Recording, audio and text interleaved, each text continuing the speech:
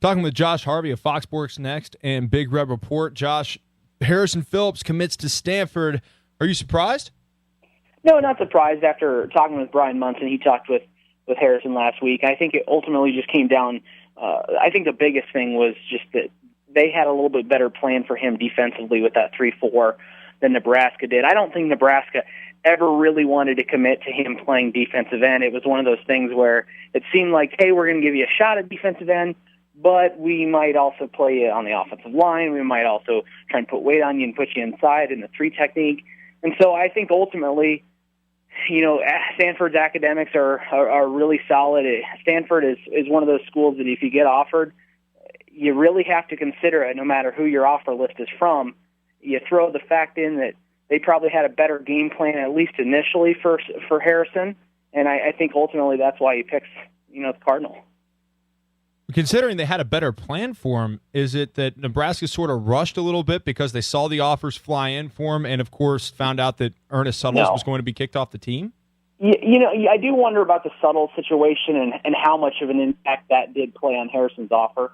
I wonder if Suttles hadn't gotten kicked off the team, hadn't done what he did, if Phillips would have gotten that offer at all. Mm-hmm. I honestly think you really have to think of that. I don't think the UCLA and the Stanford offer coming in really played that much of a factor. I know people want to, make it that big deal, but the thing is Nebraska set that meeting the night they offered. They set that meeting a week before Stanford and UCLA offered. They told him coming out of the camp, we need 2 weeks to evaluate you. The thing was with Phillips is they really tried hard. I was at the camp, and I was pretty much just watching Phillips because he was really the only major legitimate D1 prospect there. They tried really, really hard to figure out what they were going to do with him because they played him on offensive tackle, offensive guard. They even played him in center. They had him catching balls at tight end, defensive tackle. I mean, they really did their due diligence.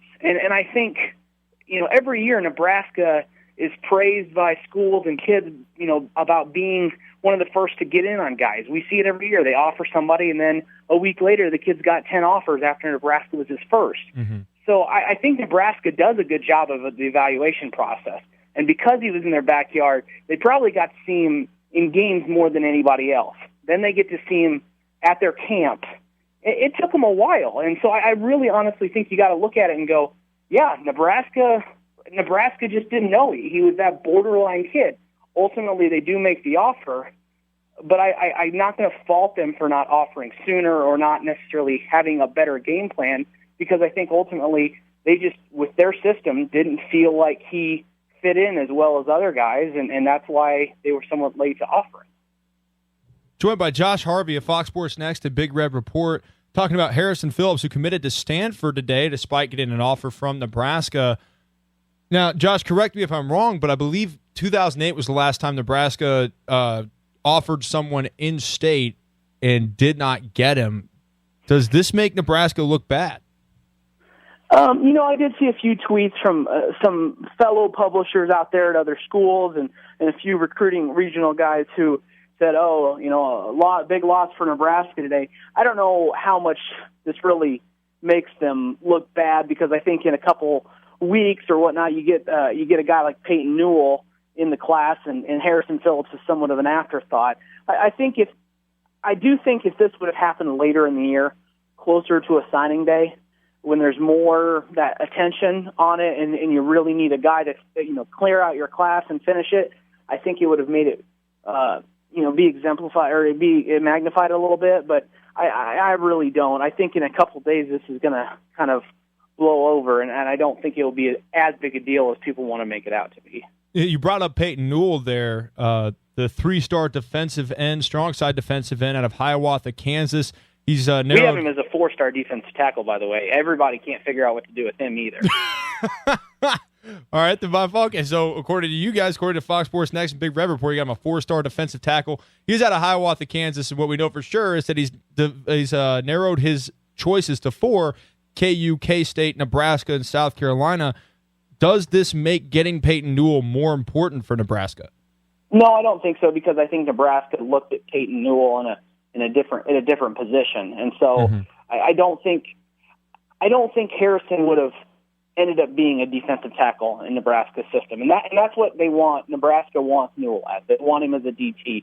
I think if Phillips wouldn't have worked out at defensive end, I think they would have moved into the offensive line.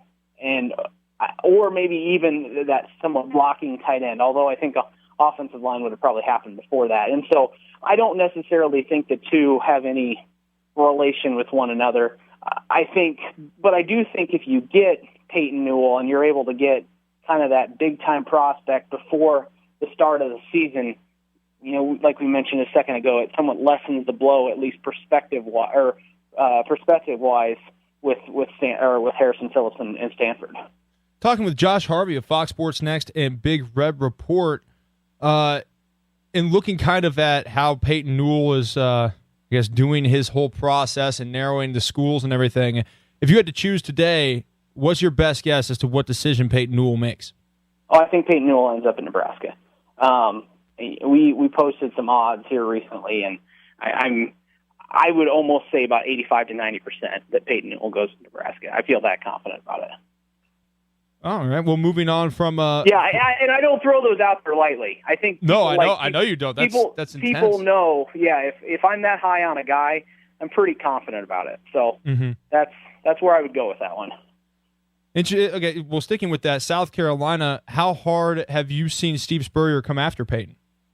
I think South Carolina's done a good job, especially considering the fact of the distance between a school like Nebraska and its two in-state schools compared to South Carolina. Peyton even went out there for a visit, and they've been always I think they were one of the major BCS schools that offered him. They were towards the beginning of the offer list for Peyton, so I think they've done a really nice job during his recruitment. I think just ultimately, though, you look at Peyton, he's visited Nebraska so many times, and I know it's been easy somewhat to get up here. I think it's only about a 2-hour drive. I've never made it, but I know it's a little easier for him to get up here, but he's visited Nebraska more than Kansas State and more than Kansas. I mean, I think that shows you how really interested he is in the program. And I do see him interacting with some of the other commitments on the list more than probably other schools that he's being recruited by. That's why I have to say that he ended up here eventually.